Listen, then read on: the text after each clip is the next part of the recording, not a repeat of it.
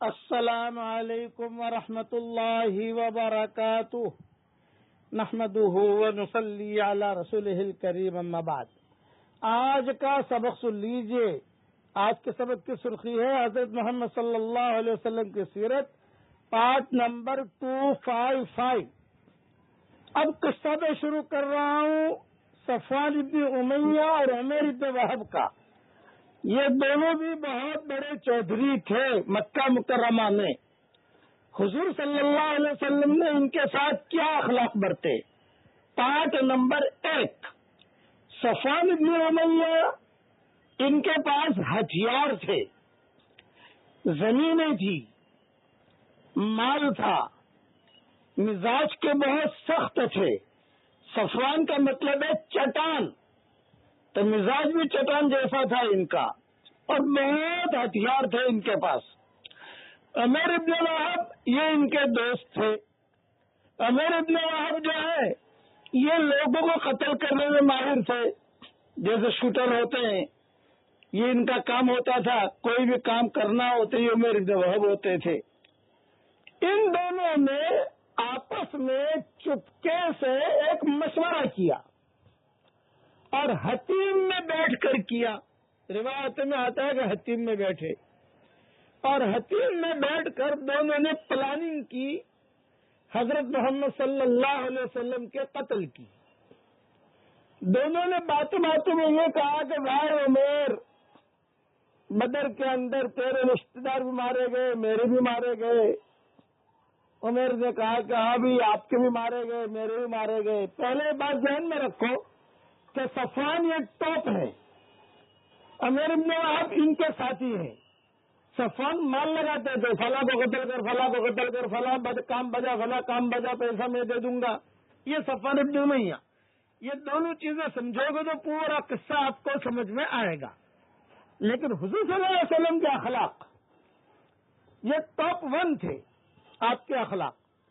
اب یہ دونوں حتیم میں باتیں کر رہے ہیں کہ ہاں ہم تو جو ہار گئے، اب ہم جو بالکل پریشان ہیں۔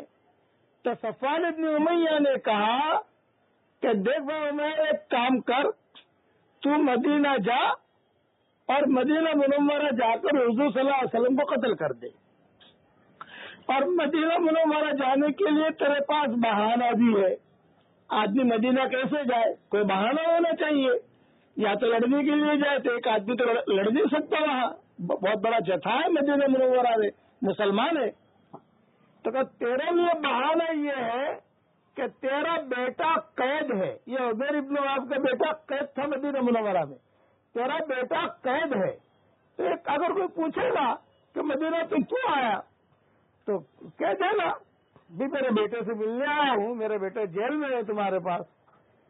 تو عمیر ابن وہب نے کہا کہ ہاں بھائی صاحب میں جاؤں، چونکہ بہت تھے صفوان ابن امیہ، میں جاؤں، لیکن مسئلہ یہ ہے کہ میرے اوپر قرضہ بھی ہے، میرے بال بچے بھی ہیں، اور اگر خدا نہ خواستہ وہاں پکڑا گیا، لوگوں نے پکڑ لیا، تو میرے بال بچوں کا کیا ہوگا؟ یہ آپس میں باتیں کر رہے ہیں حتیم میں، دونوں کے دونوں۔ میرے بال بچے ہیں، میں مقروض بھی ہوں، اور ہتھیار بھی میرے پاس نہیں ہے۔ تو صفوان ابن امیہ نے کہا کہ دیکھ بیٹا، دیکھ بھائی، سن عمیر، سن، جتنا تیرا قرضہ ہے وہ میرے ذمے، تیرے اگر تو پکڑا گیا، مر گیا، کسی نے مار دیا، تو تیرے بال بچوں کا خرچہ میرے ذمے، تیرا قرضہ میرے ذمے، اور جہاں ہتھیار کی ضرورت ہے، جان سے بھی تجھے پستول چاہیے، سمجھانے کے لیے کہہ رہا ہوں، جان سے بھی تلوار چاہیے، میں بازار میں لے جاتا ہوں، تو پسند کر، بس تیرا کام یہ ہے، تجھے جو چاہیے تو لے لے، محمد کو قتل کر دے بس، تاکہ لڑائی ختم ہو جائے حجاز سے۔ لیکن اسی آدمی کی وجہ سے خدا نہ خواستہ لڑائیاں چل رہی ساری دنیا کے اندر۔ یہ صفوان ابن امیہ نے کہا۔ چنانچہ عمیر ابن وہب نے کہا کہ ٹھیک ہے۔ اب عمیر ابن وہب اور صفوان ابن امیہ دونوں مشورہ کر کے وہاں سے اٹھے۔ شر کا مشورہ تھا یہ، مشورہ خیر کا بھی ہوتا ہے اور مشورہ شر کا بھی ہوتا ہے۔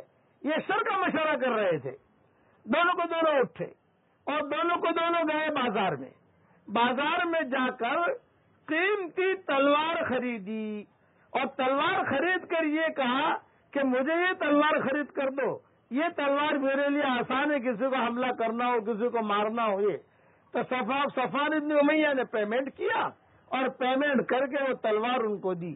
جب دونوں روانہ ہونے لگے تلوار خرید کر، تو عمر ابن وہب دیکھنے لگے کہ چمک برابر ہے کہ نہیں، تیز برابر ہے کہ نہیں۔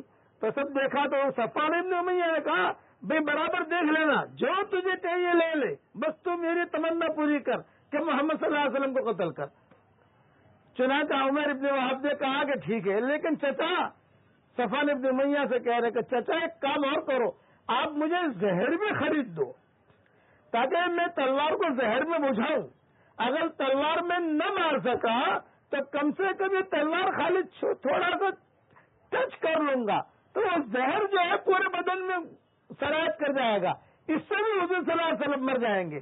اس جگہ لے لے، کیا بات ہے، زہر دے دے بھائی۔ زہر بھی خرید لیا۔ بقیہ تفصیل کل پوری کروں گا انشاءاللہ۔